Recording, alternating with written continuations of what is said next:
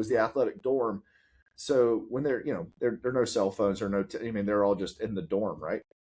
So they would mess around, and the hallways are about 6 or 7 feet wide. So what they would do, two guys would put their feet on each side of the wall, the concrete wall, and they put their backs back to back. And they, instead of like arm wrestling, they would do like leg press wrestling. They would leg press. So basically, if you could squash the other guy into the wall, like you're the strong guy. And after a while, he realized that he can not only beat anybody in the athletic department, he could beat most everyone with one leg.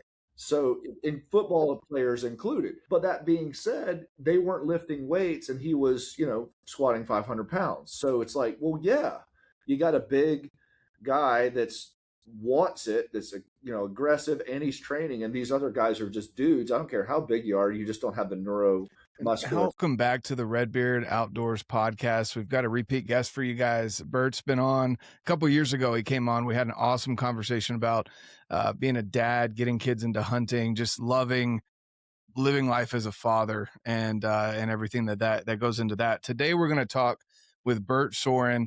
Bert is the owner of Oryx Outdoors. Sorinex, it's been in his family since his dad started it, from what I remember. And so it's something that you guys see in if you've ever been into a phenomenal gym in a lot of the, NCAA gyms.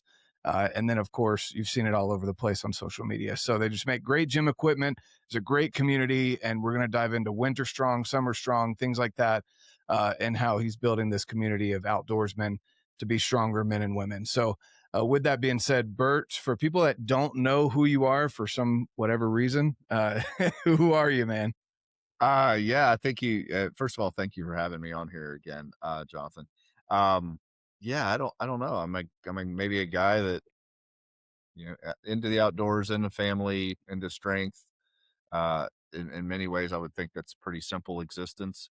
But I do have a tendency to try to overperform at anything I do.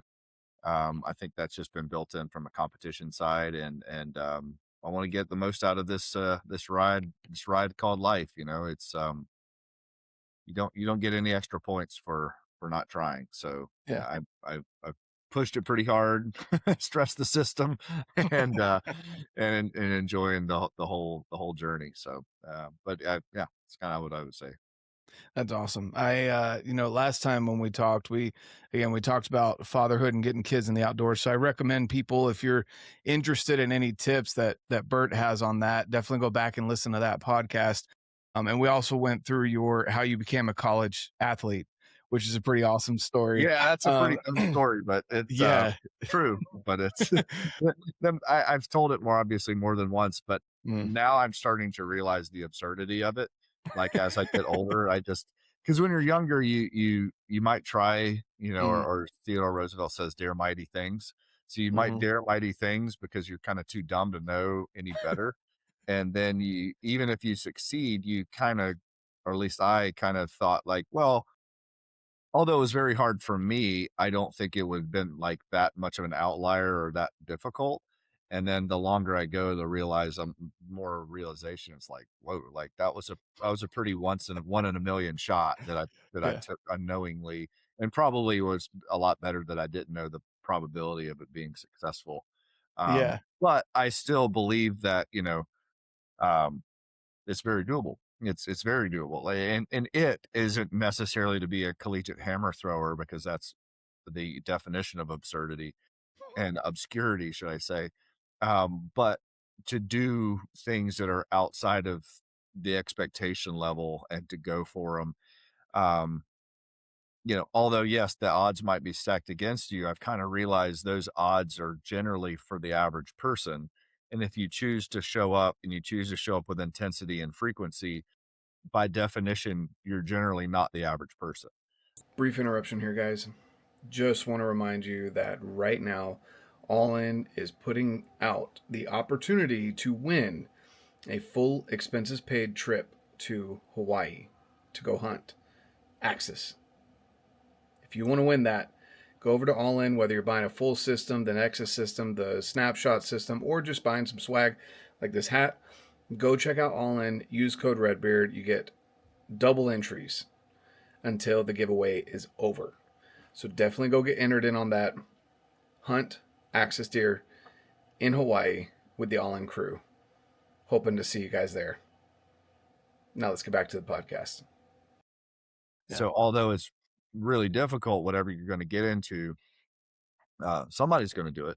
So although I realize the mathematical probability of my path is very grim, to think to replicate that, also realize that, you know, I guess I learned very early on, it's kind of, I know I'm jumping around, but I kind of learned early on that in order to be in the top half, there has to be a bottom half, and that's okay. And realizing that average is literally means there's just as many people below you as there are under or above you.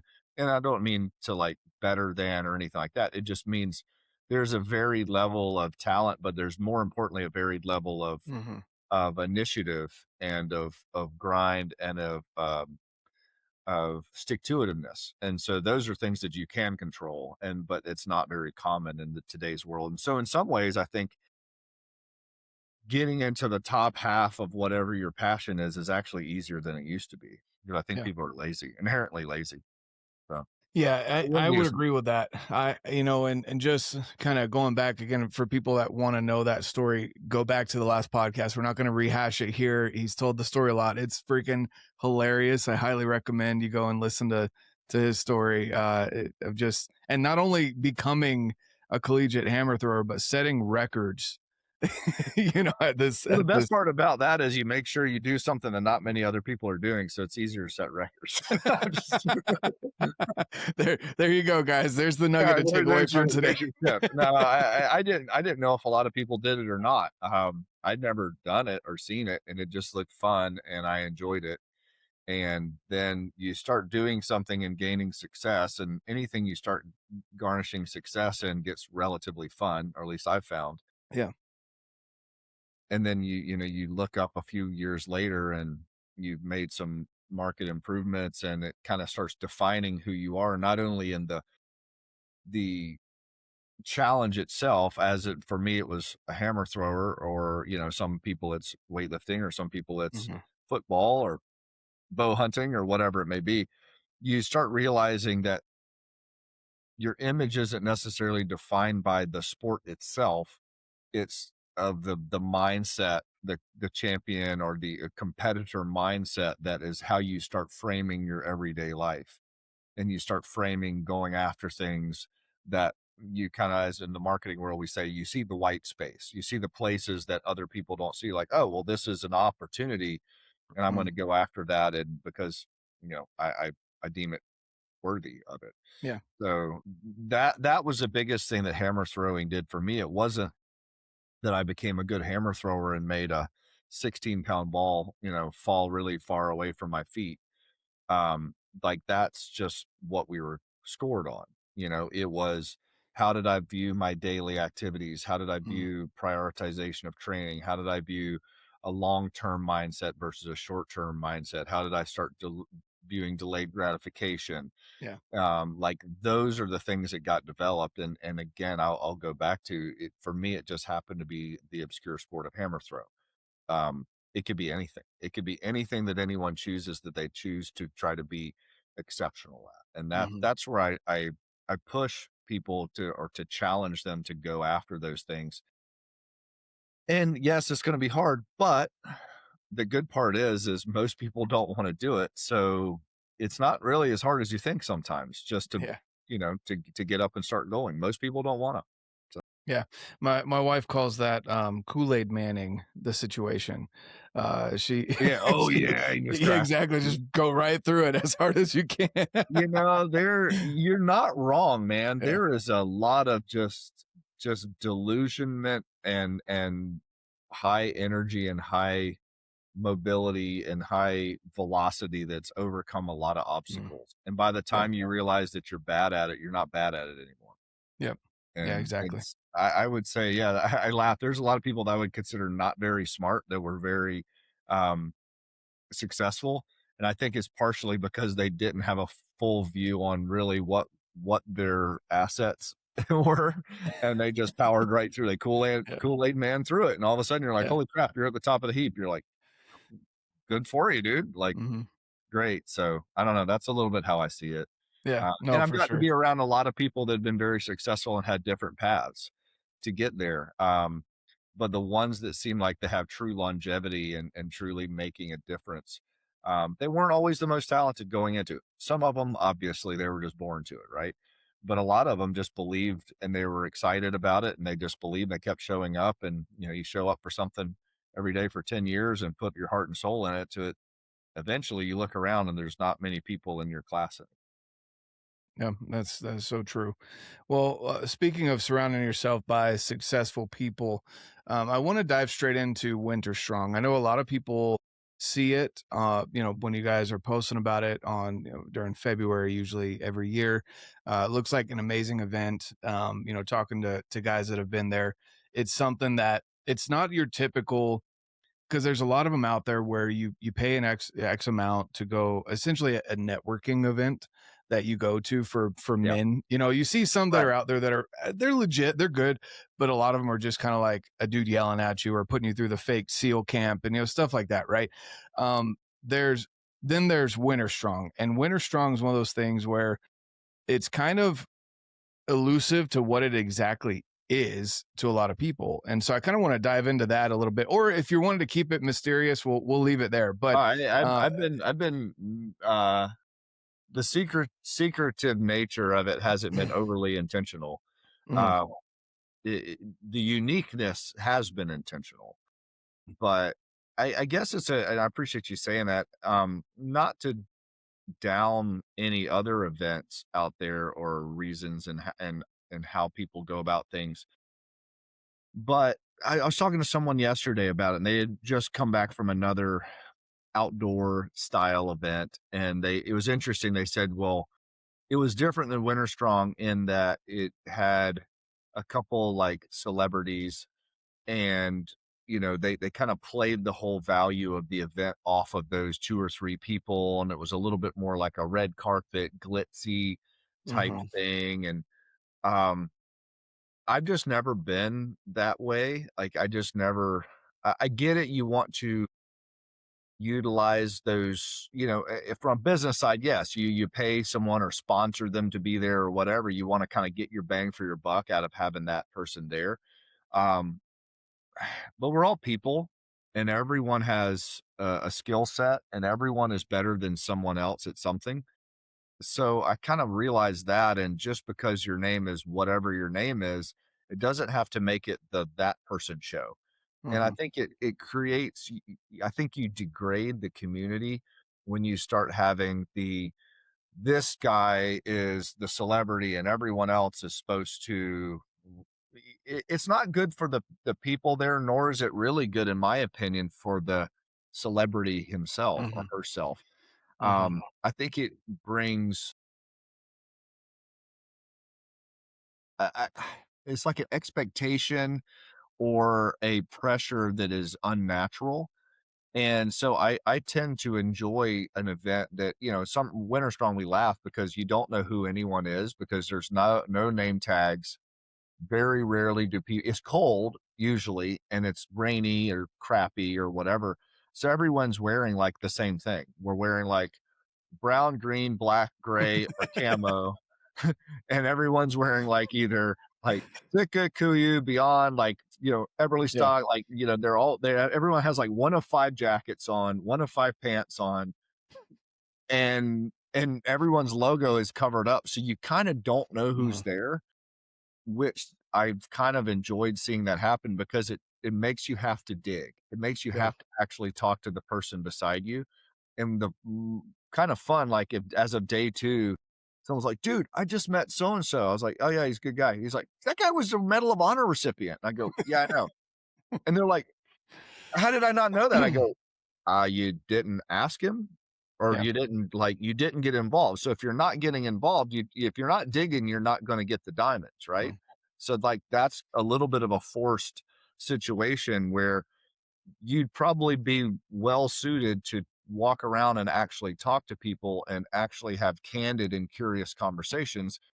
curious as in I actually care about what you have to say, and candid as in I'm actually going to tell you truthfully how I feel about you, the situation, or whatever question you ask me. So when you don't have the big billboards of like, hey, come see so and so over here, well, you actually have to do some work. You're not spoon fed, and that's kind of the culture we've attempted to create, because it puts everyone kind of at the same level. And then acutely in that day, whoever is most helpful to the group, most capable, entertaining, friendly, whatever, those people end up shining throughout the day. And a lot of those people have like 17 Instagram followers or don't know, like, versus the person who has 250,000. And it's a little bit of a restabilization and a re-earning of your spot. Like, I always kind of enjoy that. And it's not to down the celebrities at all, but it's a little bit to take the pressure off of them, where they're a place they could just be. Hey, this guy's a MMA UFC world champion. Cool. He had a fight last week. Cool. Yeah, all right. Don't piss him off. We're about to do archery in a minute. Hey, dude, you're up. Corey, you're up. Yeah. Okay, cool. Like, I'm not going to go, no, world champion. No, man. Corey, you're up. And it allows people to be people, and allows people to be people around other people. And truth be told, some people don't like it. Some people want the glitz. They want the fanfare. They want all that stuff. And I think that's maybe ego, and maybe it could be just derived from what society has told them that's how this economy works.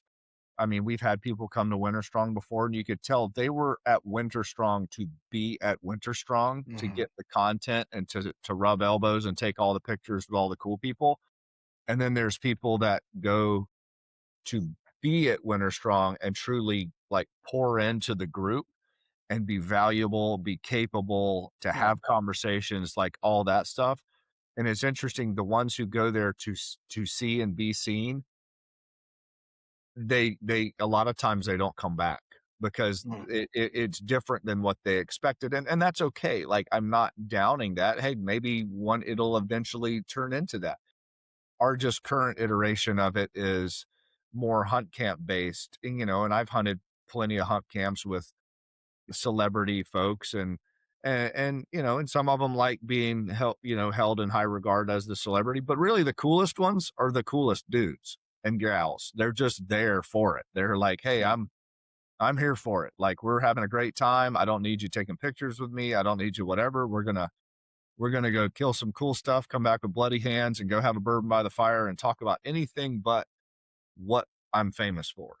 And like, that is partially what we're trying to do, is rehumanize, but then also kind of flip the value proposition on its head of how people are. So I know that's a long process of explaining Winter Strong, but no, I think we try to do in all of our events, just because, okay, great, you were in SEAL team whatever. Okay, great, you have an Olympic gold medal. Okay, great, you have a Super Bowl ring. Okay, cool. Well, that guy's better than you at what we're about to do, so maybe listen, or maybe later on this evening, your strong suit is going to come up as a valuable addition to the group.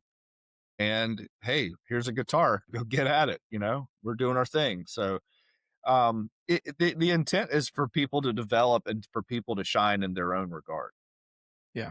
No, I love that. And that's kind of what I gleaned from it. And just talking to people that have gone, that got that out of it. They're like, man, I didn't really even take a lot of photos. I've got to go ask people for photos, because they're like, I was there. I took a photo, or we won, so I got the photo from that. But that's the idea. The idea is to get back to why we got into, why we hung out with each other, why we have conversations, why, in the realization that, like, hey man, you might not have caught this amazing moment on your phone. And so you have to hold it in your heart, in your heart, in your head for the rest of your life. And just like we did in the 90s. And then you talk about it around the fire for the next 20 years. Cause like, hey, remember that was super cool, versus like, yeah, let me go back to my Instagram and see what it was. And truthfully told, like, we have plenty of camera people and everything there. Right. And partially that is a little bit like, so I don't have to run around with my phone. Like, everyone can put them away. Don't worry. People are shooting media. we generally have always shared media. So different companies will bring in at times different media teams, and it's video what you want, dump it in all one big thing. We'll all share it if need be, but that allows people to be present to wherever they are, including the camera people. Because we want it to be an experience like that. Yeah, no, I definitely feel that. It almost comes off as a whitetail camp post whitetail season. Yeah, that's a good way to put it. You get to hang out with everyone and recap the year and kind of catch up on what things, what's going on. Learn, like you said, learn from people that are better than you at certain things. And build that community, because that's really what a community is. I joke about it, but I'm like, I'm not the handiest person out there, but I'm good at this, this, and this. So we need someone that can fix vehicles in case shit hits the fan.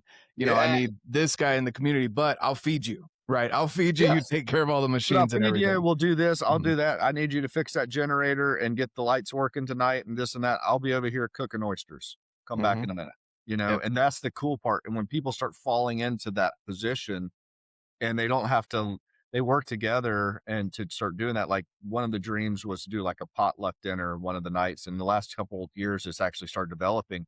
So people will bring, we cook, and the Johnny and Jen Rivet and Jason Ellsworth, like they do such a good job of cooking. And I mean, the Pecos guys, the Rolling Bones came in, like everyone's starting to like bring more stuff.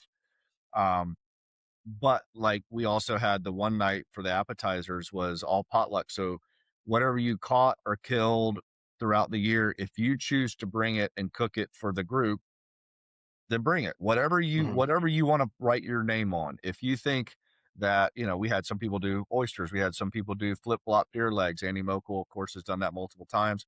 Then we had my cousin came in and he was like, he hunted Africa, learned how to make biltong. So he was making biltong, and just people trying different stuff. Now they're not going to be able to feed everyone, but it's going to give everyone a bite as they come by, and they start trading things. And like, it's cool just to see what people come up with. And that was like the really neat community atmosphere that's starting to develop on that side. And guys like, hey dude, I'm bringing some elk chorizo something, I'm going to make my favorite dish. And you're like, oh, this is great. Like, and if you didn't do it, no one would say anything. But you did it. We really appreciate it. It's cool. We had some mountain goat. We've had sheep. We've had, all kinds of wacky stuff. It's been fun. That's awesome. That's awesome. Man, that's so cool. And you guys have done it for, what was this, 8 This or 9? Was the 8th year. Yeah, 8th year. And then Summer Strong, this will be the 19th year. So, which is crazy to think about. Like, holy cow, we've been doing this almost 2 decades. So that's Winter crazy. Strong was a derivative of Summer Strong. Yeah, a little bit more niche with the Winter Strong. Okay, so I guess perfect segue right into Summer Strong. What is Summer Strong? And then for anyone out there interested, you can go purchase tickets actually to this event. Summer Strong they're live right now for the public, and tickets are on sale now. And so Summer Strong started 19 years ago as my dad's birthday party. His birthday was coming up. I said, hey, what do you want to do for your birthday? He said, let's just, open the gym, invite some people over if we all want to lift, kind of open gym scenario, cook some food, grab a keg or something, and just have a good fun day. I was like, okay, fine. 38 people and from 5 states showed up the first time. I mean, that was like a week. We told people like a week in advance. Like there was no tickets, there was no planning, there was no speakers, there was no anything, we just showed up. But what I saw by the halfway point the first day was really cool. And it was it kind of built the framework of what Summer Strong eventually became, and then Winter Strong. Was we saw people from different disciplines and modalities within the strength conditioning space.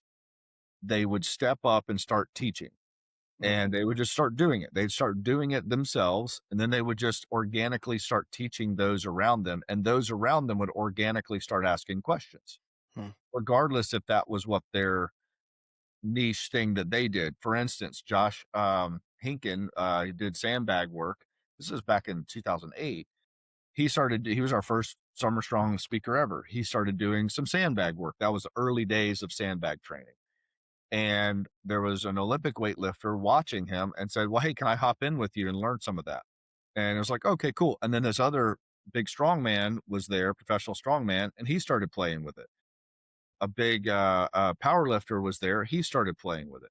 So they all just kind of played and learned and taught from each other and taught variations and stance variations and for about an hour. And then eventually the Olympic weightlifter started doing some snatches and snatch balances. And then everyone kind of started doing that. And then he would coach for a while. And then, of course, after the Olympic lift, they started doing some squats. Well, then the power lifter kind of took over and started working on everyone with their technique and driving that train. Well, then as about halfway through that, I look outside, guys are starting to load stones and walk yokes.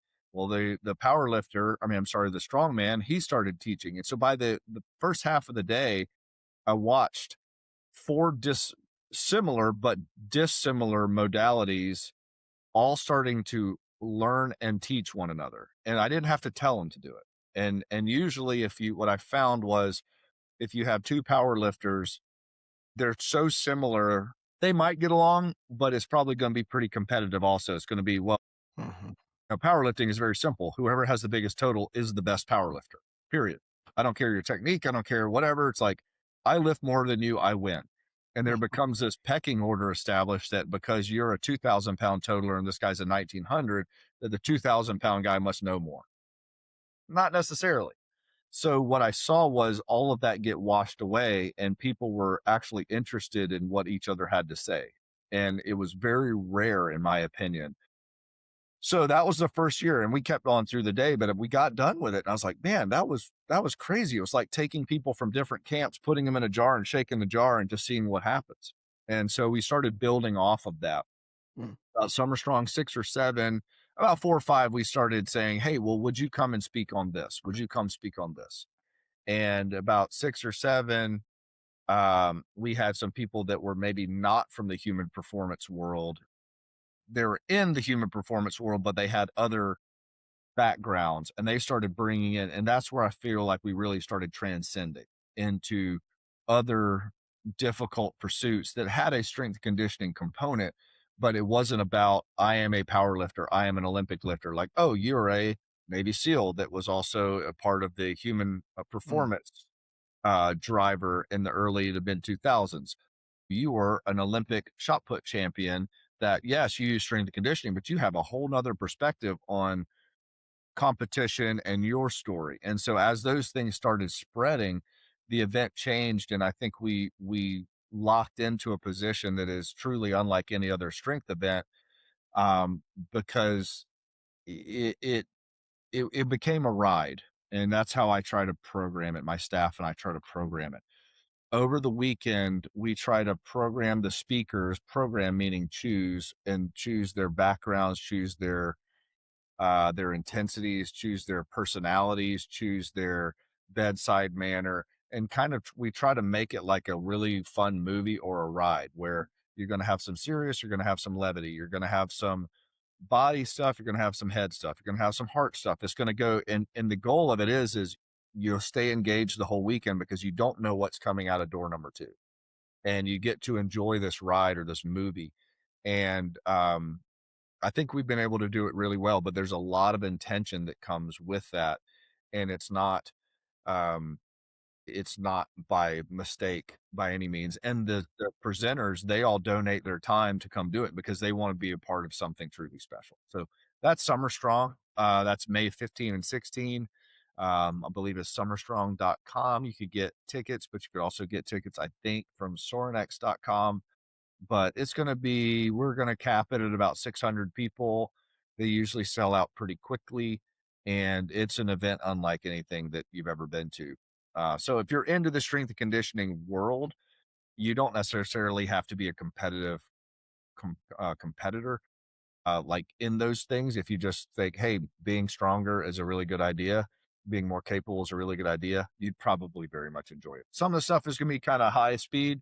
Some of the stuff is going to be just, hey, your mom would enjoy watching it too. Yeah. And so this isn't necessarily the outdoorsman. This is any. Correct. Okay. Yeah. This Summer Strong has been explained. Someone told me, they said it's like a seminar, competition, networking, group therapy, family reunion. And so I was not like, much going on. yeah, there's right. You're like, okay, that kind of makes sense. And no one can really put their hand on what it is. Mm-hmm. But you're right. If you are into it, they're not going to talk about hunting. They're not going to talk about, now, some of the people that are presenters might have that as one of their interests. Yeah. And you know, I like Cameron Haynes spoke one year. Well, of course, we talked about some bow hunting because he's Cameron Haynes.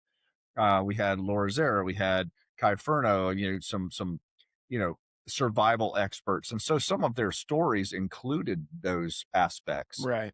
But it's not going to be, you know, hey, you're going to hang your whitetail set, you know, 43 yards off the scrape kind of thing. That's not what it is. But you are going to hopefully leave inspired and hopefully be a better dad, a better mom, a better leader, hopefully live longer and a better life is kind of the intent. Brief interruption here. I just want to let you know that right now, First Phorm has a phenomenal offer, 30 days free in the app that I personally use to check my food. As you can see there, this is my day so far today, but the app is super simple, guys. You get into the app here and you're able to track activity. You're able to track workouts if that's what you choose. If you don't have a program, you know, like the First Phorm Outdoors. This one's the at-home body weight. Let's see, we can go through. Anyway, you can browse all the different options on here, such as outdoor workouts at home if you have limited amount of weights or whatever it might be. If you're in a full gym, whatever, guys, there's so many programs in here available already ready for you. And of course, you can get a coach as well. So if you're looking for all of that in a great community, sometimes there's challenges in here like Steps Challenge, things like that, guys. If you don't track it, you don't know what's going into your body. I'm guilty of that myself. I've been there. I'm changing things because I feel like personally I have failed my family in the health department. I hit the gym every day. Nutrition is a big thing that I have let fall by the wayside, though. So being more productive in the gym and more productive in the kitchen, both combined are going to end up with phenomenal results. I want that for you as well. So definitely head over to the, well, first off, pinned comment down in this video. Go to that to get 30 days free with the First Phorm app. Thanks so much, guys. Now let's get back to the show. Yeah, no, for sure. That's awesome. Cool. Yeah. So if people are interested, I'll leave the link down below where people can go and check that out. That'll be. We always love having new people, and every year there's probably 40 to 50% new people come, which is really cool. That is cool. That's awesome. And where's that at? South Carolina, I imagine. South Carolina. So you would, you know, if you drove or flew, it would be into Columbia, South Carolina. We're in Lexington, right outside of Columbia. But a lot of people will drive if they're within 4 or 5 hours. But otherwise, you know, I mean, it'll book up every hotel within a 5-mile radius, 10-mile radius. And it's always fun. I enjoy when people are coming in because you'll get a lot of people on the flights. They're like, dude, I was on like 10 people on the flight, you know, coming in from Atlanta, had like Summer Strong shirts on. That's fun. That is cool. That's awesome. That. Yeah, that's awesome. So let's I guess let's kind of go back a little bit and dive into Sorinex as a brand, because you've got Sorinex where you guys are just obliterating the competition when it comes to NCAA gyms. I mean, you're just you do it like no other. And I know I'm just seeing the photos and videos online, but it just, you can tell the excitement is there. You're obviously passionate about collegiate sports, being a college athlete yourself. And I want to say your dad was a college athlete as well. He was. Yeah, he was the #1 discus recruit in high school in 1968. So he never had the intent to go to college. He knew or felt that he was probably going to get into the machining world and, you know, work in a shop and run a lathe or something like that. That was his strong suit and his interest. No, Sorin had ever been to college, so it was not like a family lineage. This is what you do. His mom was basically a maitre d' at a country club, and his dad was a bartender. And so they're just working people. He was an only child, grew up. Weightlifting is something he could do at his house by himself, and then started throwing the discus. And then that gave him an opportunity to go to college, which he kind of saw as like kind of like summer camp. He was like, Yeah. I don't know what I'll ever do in college. I don't know why I would go. Hey, that sounds interesting. You're going to pay me to go to college? Okay. And then he came down to South Carolina, and it was funny. He, again, not having any type of college prep courses or any kind of intention to go to college, he had some offers from Nebraska, Rutgers, Princeton actually offered him, which was wild. And so he's just a New Jersey kid that had no idea. And so he was at the state championship throwing, and one of the coaches and one of the athletes actually who was at South Carolina, a discus thrower, well-known guy, they sent him up to kind of recruit Pops. And he said between throws, they were talking to him about coming to South Carolina. And he was like, I don't even know where that is, but okay, cool. And he goes, what's there to do there? And they're like, oh, it's, the weather, the this and that. And he's like, is there a lot of hunting and fishing there? They're like, oh yeah, there's so much. He's like, that sounds fun. And then he's in South Carolina. Like, it's so funny. There's like zero intention, because he's like, I don't know, I'll probably do this for a while. They're going to pay me to, give me a college thing and, put me up in a dorm room to throw this discus in a shot. Like, okay, I guess. And so that's hilarious. That obviously took a hard trajectory turn for our family lineage. Yeah.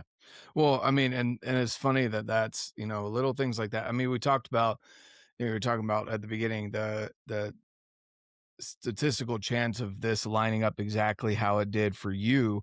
But even going back to your dad, like, hunting and fishing made that decision for him. Made that decision. Yeah. He said, it's like, yeah, we got deer. He's like, okay, cool. And I laughed because I'm like, 1968, there was not a lot of deer in South Carolina. They totally lied to him. Like, there was not a lot of deer down here, at least not where we live, And so they had that was right about the time they were putting in the I believe it was the Wisconsin strain deer and Michigan strain deer to repopulate the South. So yeah, there was bass and crap like that to fish, but like there was not a ton of deer. We didn't really have hogs to the giant extent. Like, we really didn't have a lot of crap to hunt. They were just totally told him that. Yeah, and they probably didn't hunt or fish either. They were just like, oh yeah, yeah, sure, tons of stuff. whatever we need to get you here. That's the game, right? We'll go drop them off in a helicopter if you need that. Yeah, I guess the Princeton guys and the Nebraska guys didn't tell him that. And Rutgers was in New Jersey, so he didn't care about staying there. So man, that's it's crazy. just funny to think about. Like, but it's wild because if again you go back and look at my story, I went to South Carolina as well. There was very little thought that went into getting me on the track team. So I look and I said, well, there's some similarities, like arguably some enormous decisions that were very pivotal in our lineage were made like kind of very flippantly. I'll say it's kind of a good thing they were made before your frontal lobes developed, right? Is that what? For sure. Oh my gosh, for sure. Heck, there might have been a pretty girl, at the back of the discus ring that he saw that like said, hey, yeah, South Carolina's great. Like, who knows, right? I mean, like it could have been that simple. And actually that he met my mom down here, I think the first night of the second semester. And he told her that night he was going to marry her. And then he was about to fail out of college, and his mom told him, he's like, you like that pretty little girl down in South Carolina? Like, you're about to fail out of college. You better get your crap together. So I guess he did. So it's not just a Mormon thing to know that you're going to get married the first date. That's yeah. I don't know. A brash, a New Jersey person. Maybe that was just him saying that because maybe he didn't know where he was going. Who knows, right? It's just funny, But yeah, that's kind of the story. That's awesome. That's awesome. So it started there, obviously, with your dad being into athletics, and he obviously took a turn going to college. And then where did Sorinex, where was that born, as far as just, I mean, again, the market you could say is saturated with gym equipment. I mean, you can go to Amazon and buy bumper plates, right? So going to and you guys don't even touch that market. You're definitely more of the higher end market. Why did that even become a thing, other than that your dad likes disc shaped objects? Well, it was it's a great way it was a passion thing always. I mean, there, like you said, there wasn't really a market at the time, especially for strength and conditioning in the collegiate space. That wasn't a thing. You know, you have Alvin Roy, who some people say is the first strength conditioning coach in collegiate athletics. Most people say it was Boyd Epley. But you got to remember, Epley and my dad are roughly the same age. So that wouldn't have been prior to 68, 69. So you figure like college strength and conditioning was kind of born in the time that my dad was in college. So it wasn't a thing. So when he got there to South Carolina, he was already really, really into lifting weights. He grew up, you know, New Jersey. There was York, Pennsylvania, the York crew. So he grew up reading strength and health magazines. And so that's all he wanted to do was be strong. So, sorry, I'm going to pause you real quick there. Just to, first off, it's crazy to think that that was almost 60 years ago. Like I'm sitting there thinking of the 60s. I'm like, it's 40. Oh shoot. That's like 60 years 60 ago, years, man. Right. And they didn't, to think that college athletes were doing what they did at the awesome degree that they were doing it, you know, football, whatever, without really a weightlifting, not at all, program. Like that's crazy to think. Not only was there not a program, there just wasn't even like, there was anti-marketing for it. Yeah. So when Pops got to South Carolina, and again, the South is generally a little behind things, but when he got there, you know, he was already a relatively well-accomplished weightlifter as a junior. And he got there and he said, hey, well, where's the weight room? They're like, what are you talking about? Weights will make you muscle bound and you won't be able to move. And he's like, I'm a discus thrower. I have to be really strong and powerful. They're like, yeah, like maybe, but we want to make sure you're fast. You don't want to get slower. And it's like, so in 1968, that was still a hurdle to go over. And so he was their star recruit. So they had one universal machine, one of like just the one that everyone had in their middle school gym in the 80s, right? So they had one of those, and he maxed it out like down to the YMCA, like everything on the stack he could do. Like he was like, this is dumb. So he borrowed a car as a freshman in college, borrowed a car, drove back up to New Jersey, brought all of his weightlifting stuff, his personal stuff down, and they agreed that they would give him a like a room at the student center, and they gave him a budget to build weightlifting equipment. He built it with wood. So he built like squat racks and benches and stuff like that. That the school gave him the money, and they're like, you use your equipment and we'll give you the wood and a space to do it. So you think about like just the logistics and the legal of that. An 18-year-old freshman was given a room at the student center, not the athletic department, like at the student center where all the people are walking around, and given like a few $100 to go get wood and build a bunch of crap that other student athletes were open to using. And then, then he went on a campaign at what they call the Roost. It was the athletic dorm. So when there are no cell phones or they're all just in the dorm, right? So they would mess around, and that the hallways are about 6 or 7 feet wide. So what they would do, two guys would put their feet on each side of the wall, the concrete wall, and they put their backs back to back. And they, instead of like arm wrestling, they would do like leg press wrestling. They would leg press. So basically, if you could squash the other guy into the wall, like you're the strong guy. And after a while, he realized that he can not only beat anybody in the athletic department, he could beat most everyone with one leg. So in football players included. But that being said, they weren't lifting weights, and he was, squatting 500 pounds. So it's like, well, yeah, you got a big guy that's wants it, that's aggressive, and he's training, and these other guys are just dudes. I don't care how big you are, you just don't have the neuromuscular. How tall was your dad? He was 6'5" at his tallest. Okay. Yeah. So he was, pretty big guy.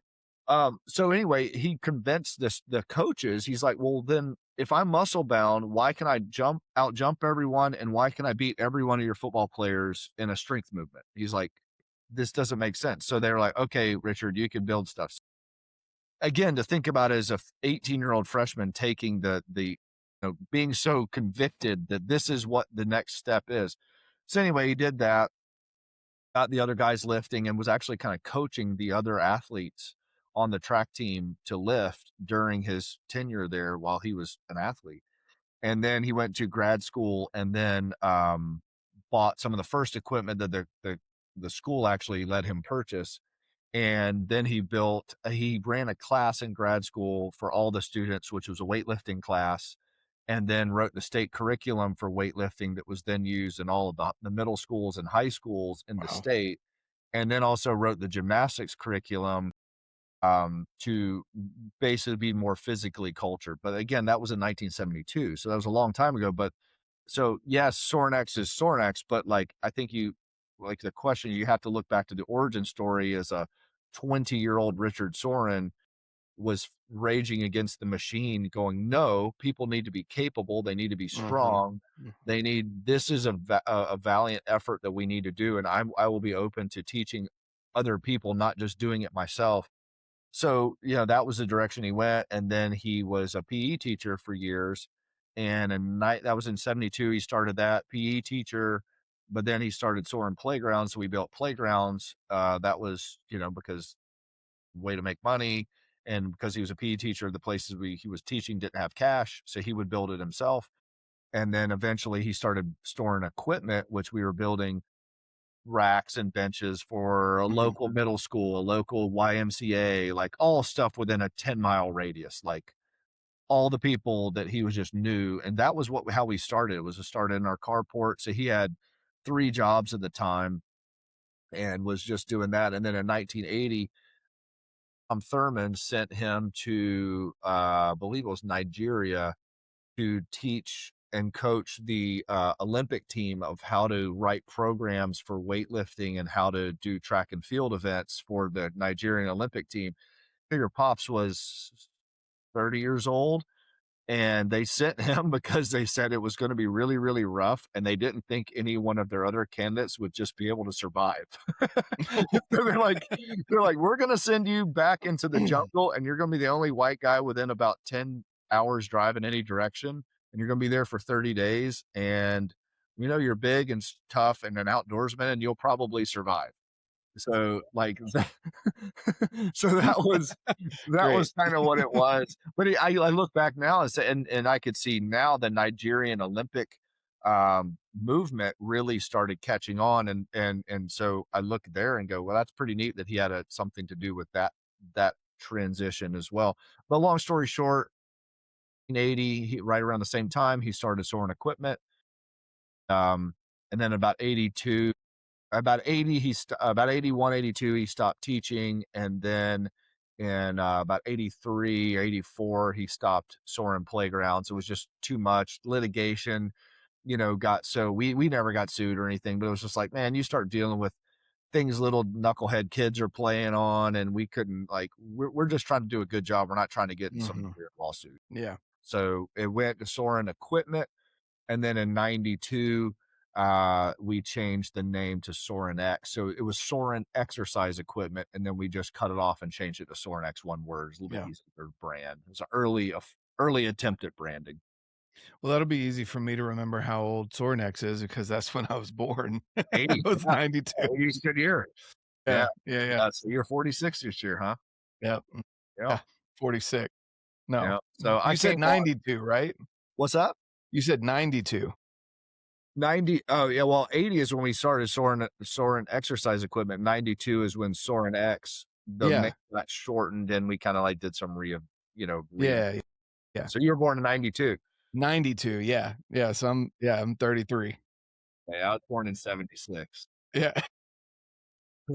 I was a bicentennial baby. So people are like, yeah, there you go. Badass that you started Sorinex. I go, was I 4?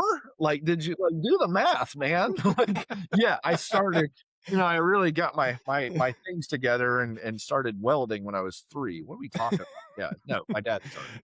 That's awesome. So I didn't know all that history. So that's really cool. And then, obviously it seems like you just kind of had I guess Sorinex had its fingers in the schools, the, places that needed bigger, I guess, quantities of equipment.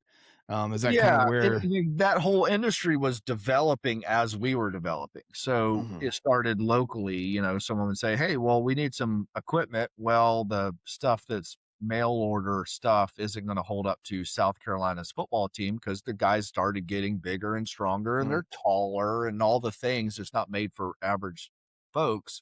And I remember in the mid 80s, the stuff was pretty trash that everyone had. So Pops was around, and his best friend was the strength coach there. And he's like, Richard, do you think you can make some stuff? He's like, yeah, sure.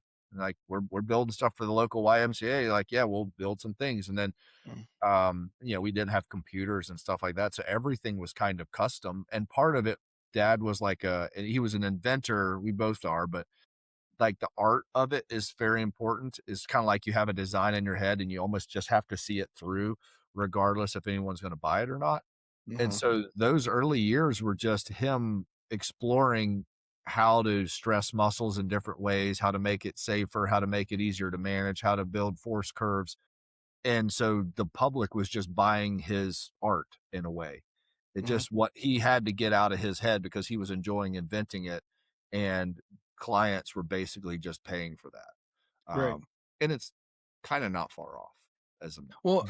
And I mean, yeah, you look at your guys' equipment, and it's obviously there's been a big evolution over the past 30, 40 years, but it's different in the way that, because you can go to any other weightlifting place and buy a rack, right? But it's not going to be as sturdy as some of the stuff that you guys are making, but also it's not going to have the finish work. It's not going to look as nice and last as long as what you guys are putting out. And I think that's that. Yeah. Well, That's the goal. You're not saying it, but I'll say it. It's stuff that you guys are. You can tell you care about it. You can tell that you guys are lifters. That you care about people's fitness, and obviously, again, you've got decades of innovation and engineering going into this, from where he was building it out of wood in college all the way to now. And then, of course, the finish work is something that the little touches like that, when you go into a gym, I'll just say, when I go back to North Carolina, which is where I'm from, and I go into, say, a YMCA or any other local gym, like there's rust everywhere. There's all that stuff, and nothing against the gym, but that's what you're paying for to go into one of those public spaces. And then you go and you look at equipment that you guys are putting out, or places where you find, what I'm trying to get at is, you find your equipment in places where people care more about. Yes, that is our customer base. Yeah. Our customer base is, we are not a commodity product that's you're just looking for the cheapest thing to get it done so you could charge people $10 a month to be in your gym and make a bunch of money. And like, that has never been part of the goal, have been part of the business plan. It's usually been built for we look at it as, it's strength conditioning, which is a science, but I also see it as strength art, which is an art form and something that is to be expressed. And so blending those two, I think we were maybe not the first company ever to do it, but I think we're kind of like, on up there leading the charge at this point for the for the science and the art of it, and even the fashion of it. Like there are different, we realize the pendulum swings and training styles and protocols. And so we always try to stay ahead of that and actually help create those waves. But going back to our customer base, we realize really quickly, if you are looking just for the cheapest thing to get the job done, we're probably not for you. And because that's not our intention. That I'm not saying we're not for someone, they're choosing if we're for them. And, I've always tried to, finally I put I put a thing, a motto on it. It's for those who could afford anything but to lose. And so the clients that we generally work with, winning is a part of their DNA. And whether it's Georgia football, Alabama football, the Seattle Seahawks, people that are going to put in an enormous amount of effort, time, money, sacrifice, planning, intention to winning, those are the people that we're ideologically aligned with. And what it costs is what it costs. And that's kind of and I realize that's not for everyone, nor does it have to be. Like, for instance, I don't really care much about computers. The computer I buy is probably going to be a good a one as I need for what I'm doing, for an okay price point, because I'm not a gamer. I don't use a computer for a whole lot of stuff. So I'm not demonizing the folks that don't need our stuff. I get it. But if it comes to something I'm passionate about, whether it's hunting or shooting or whatever, I'm going to purchase the best possible piece that I can to improve my success odds because I actually care about success. Same thing with weightlifting, same thing. Like this year, I'll brag just for a second because of one of our goals had been met, which is one of those lofty, like, every year, you know, there's always big teams in the athletic world that win, of course, whether it's a Super Bowl, Final Four, whatever it may be. And, as someone who builds the equipment for them, our team, when they win, we win. If they're our customer, like, we get a charge out of it because we know the team, we know the coaches, we know, like, or we feel that we played a little role in helping that Super Bowl or that ring. And like when the college football or the top 25 comes out every week, I look at it every week and I keep a tally on percentage wise how many of those teams are Sorinex teams. And that's like one of those little stock market things. I'm like, I want a higher percentage of the best teams in the nation, right? And so getting to it, this year we were able to pull off what I'll consider the hat trick. So the national champions in football for high school, college, the Super Bowl, Final Four men's, NBA champion, WNBA champion, World Series champion, and motorsports champions were all Sorinex teams. Wow. So we almost pulled it off every major sport and a multitude of our individual athletes that we work with that are customers either won Olympic golds or world championships. And then some of the elite military units that, you don't really talk about, they did some pretty wild stuff this year and they're customers of ours as well. So it's like, wow. It went back to, I said, okay, guys, I brought my team together. I said, hey, when we're saying that our customers, they're the ones that have to win for a living. If when losing isn't an option, we want to be the go-to guys for the go-to guys. And that was manifested this year. And so, I say that bragging more as a celebration because, like, holy crap. Like it's something we wanted for years. It's like, hey, let's see if, like, how many people we can help. And we just about ran the table this year. And I only say that is because the probability of doing it again is probably pretty low because I'm a realist, right? I mean, you never know, man. That's phenomenal though. That's quite the list. And I know you're not the one doing the training, right? Or maybe you guys do have some training there, but I'm sure they've got their own some coaches. Amazing coaches. And now, do we talk training with them and potentially help in some ways? Yes, but they're doing the work. The athletes are doing the work. The staff is doing the work. Like, it's just nice. But I'll just say you're putting this equipment in to a gym where these athletes have to go day in and day out, multiple times a day sometimes. And they're spending hours of their life, a big chunk of their life in that gym area. I'll just say it. I mean, it makes a difference. And I haven't even competed at those bigger levels. But when you go into a gym that has nicer equipment and feels, even though you can tell it's being used, you can tell people there care about the equipment though. Well, I'll just say First Phorm, for example. You go into a First Phorm gym, that gym gets beat up and abused, right? But you walk in and it looks like day one of them installing the gym because people care about it. They take care of it. It's a community thing. And it gets you energized to work out. Even if you hate CrossFit and it's a CrossFit workout with the team, you're like, I'm still going to do it because you're energized to be there.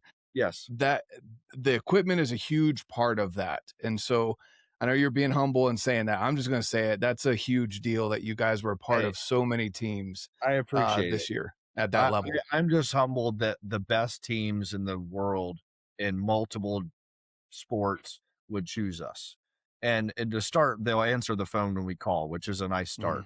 And if they eventually choose us, when they could choose anyone out there, and to have the majority and all of those choose us, it's extremely humbling. But like, I look on, your shirt, your hat, like, I look at a lot of very brands that I know. I know the owner of and the top people at every brand I see. your hat, your the Leupold back there, MKC, Sitka.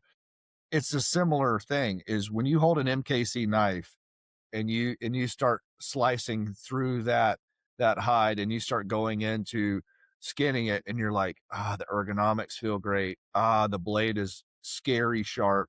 Like the customer experience of getting to do it. I want to cut up more meat when I have an MKC in my hand. You know, when I'm looking through my VX6 or my VX5 or my Mach 4 or my Mach 6 Leupold, I know them like the back of my hand. They shoot really well. I kill a lot of stuff with them. The customer experience, like I want to take those guns. When I bought the Sitka, what's it called? The turkey belt came in last night, and or I got the Sitka waders this year, and I'm standing waist deep water. I'm like, man, they really are that good, you know, and I get excited to go duck hunting because I know my gear is going to be top rate. It's going to work really, really well. I'm going to stay warm. I'm going to stay dry. And so like, I'm a consumer of those things as well. And I realized that really, really good gear could get you charged up to go out and do something that's relatively hard. So I want to see the best athletes in the world walk into the gym and get that little shiver up their spine when they see this gear. And I want them to be excited about it because they get to drive a race car today.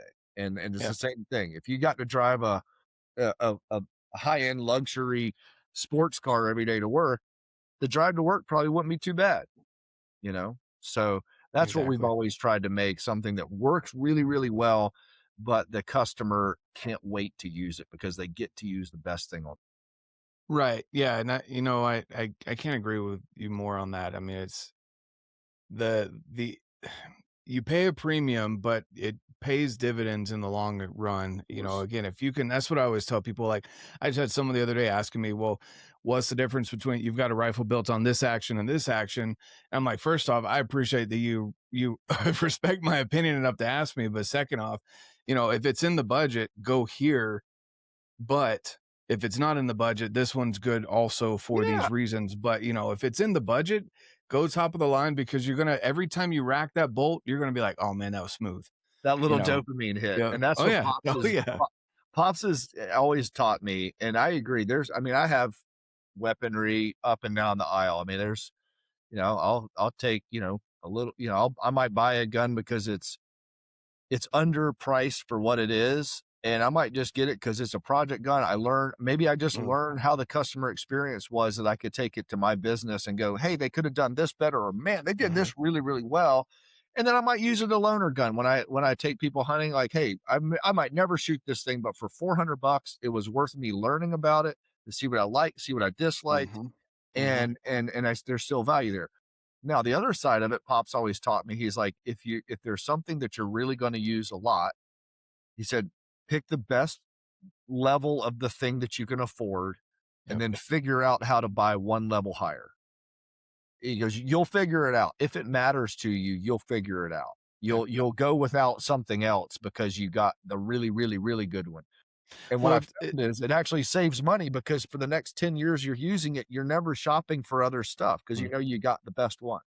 Oh yeah, and we bring up, you know, rifles like Volquartsen, right? Some people look at that and they're like, it's the freaking Ferrari of a 1022, right? Yes.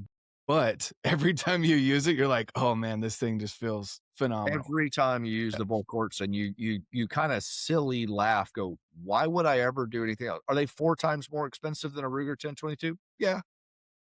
Okay, I have 5 or 6 Ruger 1022s and I've shot them 8 bazillion times in my life. I don't carry them anymore. They sit in the rack because I have a few Volquartsens, and I know, I love Scott Volquartsen. I love the company. They support us, but truly, when you have one in your hand and anything you shoot at, it goes ding, or it falls out of the tree, like it hits. If you're doing your job, it does its job. And man, that little 20 to 50% more accurate and reliability, I will pay for that. I will pay for that experience, knowing that if I do my job, this thing will always do its job.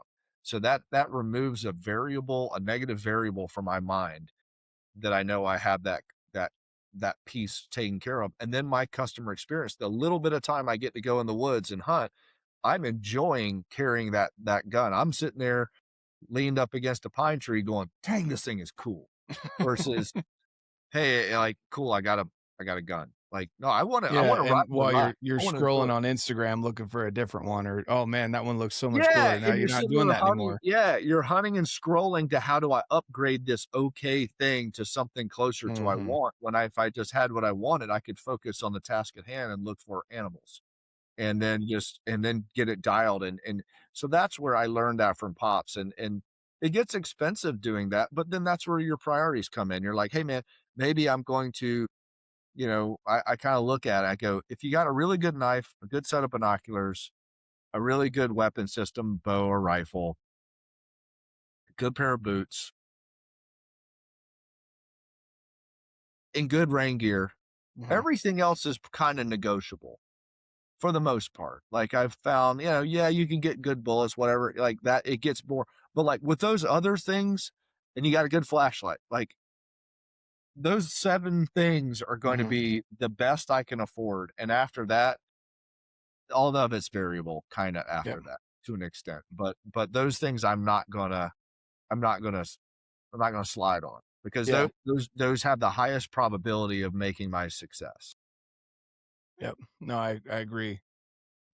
Um, yeah, there's just some things. I mean, and I would say, there's the argument out there that some things you pay more than what you get, and I would agree with that. But in a lot of these things that we've talked about, things that are getting used, not just something that is sitting on a wall somewhere or just sitting in your closet, things that are getting used and abused, you get what you pay Spend the for. money. Yeah. Spend, if it's what you're passionate about. If you go deer hunting Hmm. once a year, do the minimal amount, get whatever you got to do. I mean, nothing against Ruger. Get a Ruger American Hmm. rifle in 308. I'd still throw a little pole scope on it, and then move on with your life. Yep. Sighted it for 200 yards, it'll probably last you a long time, but if you want to get something special that you're going to enjoy every time you pull it out of the case, it feels like you're driving a race car. They make different stuff. Oh yeah. Yeah. I mean, like one thing, for instance, I'm friends with John Dudley, and getting Mm. my bows made by him, totally different. Like, Mhm. it's wild how, like, if I miss, it's because I missed. Mhm. The bows are so dialed, they're so, or getting someone that is really, really good, whether it's Tyler at Archery Country or Chris at the Bow So yeah, Raz. a good pro shop versus big box store. Oh my I've got gosh. Don't I'm even, blessed to have Wild Arrow right here 10 minutes from yeah, me, and they're the archery country of Utah, and I'd say exactly. a lot of the West. And they, when people are like, "Well, you guys charge to do this or that," I'm like, "Trust me, Just, how many bows I see come in from, I'll just say from Scheels, no offense to Scheels, but how many people bring their bows in and they're like, their peep is all jacked up. I'm like, everything. just start here, guys. If you buy it from Wild Arrow, yeah, it's going to cost a little bit more up front, Of but course. guess what? Your limb splinters, they're going to make sure you're taken care of. Your strings get frayed. How many people come in with dry fired bows Oh, and they're like, look, we've got you. It happens, right? You take it back into Scheels and they're going to be like, SOL, sorry, dude. You know, yeah, yeah, and nothing against Scheels or Bass Pro or yeah. Cabela's, but that's how I started my bow hunting journey. I bought the $3.99 combo thing, and Bass Pro guy set it up. He probably worked there for 10 minutes prior to that. And, and it's just jacked up. And Yeah. until, like, I went to some good bow shops. There's a couple around me are good. But until when I got Dudley to build my first bow, oh, all of a sudden I feel like Robin Hood. And then even arrows, like I've used different arrow manufacturers. Dudley builds my arrows now, and they're expensive, and he has my recipe on order. I say I call his people. I did it this past week. I need 24 arrows. I know it's going to be a lot of money, but my I shoot so very infrequently because Mhm. I'm going after big stuff generally. Yeah, I'm a shooting does and crap like that Yeah. too, but still I don't like them. I don't like losing them. Mhm. So if I had the difference between this at 50 and this at 50, I'll pay the extra money to have a great experience and not miss time with my kids because I'm out looking for a deer till 1 in the morning because I hit it wide, or, heaven forbid you stick an elk in the butt because, and so, like, let's remove those variables. And I'm not saying that Dudley's the only great art, arrow builder, but like my experience is you go to someone who really knows what it is. It's a replicatable process. You're going to spend money on it, but if it's important to you, it's okay to spend money on it. I'll just not do other stuff. I don't go out, you know, partying a whole bunch. I don't do gaming. I rarely watch TV. Like all these other things I don't do because I really, really care about these things. Yep. And that makes it very easy to make those choices. Exactly. No, I'm right there with you, man. Yeah. That's awesome. I feel like we've covered a lot in this hour that we've been chatting here, and I appreciate you breaking down winter strong, summer strong, and then I don't think in the last podcast we dove into the history of Sorinex. We did more hunting, outdoors, and dad stuff. And then of course your phenomenal story on how you walked on to South Carolina.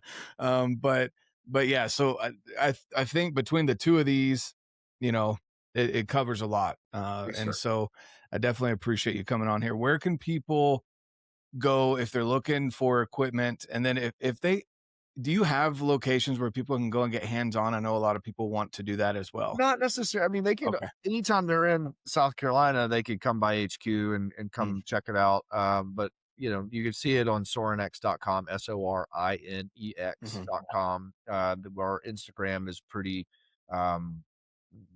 is updated and pretty active. My personal Instagram, Bert Sorin. I'm trying to get more. I was very, very, very active for a long time, and then I just honestly got worn out and busy, and just wanted to spend more time with my family. But I'm still posting and putting some stuff on there if I actually care. I like it. If it truly moves me, I'm not the hey, I got to do some content today because I got to do some content guy.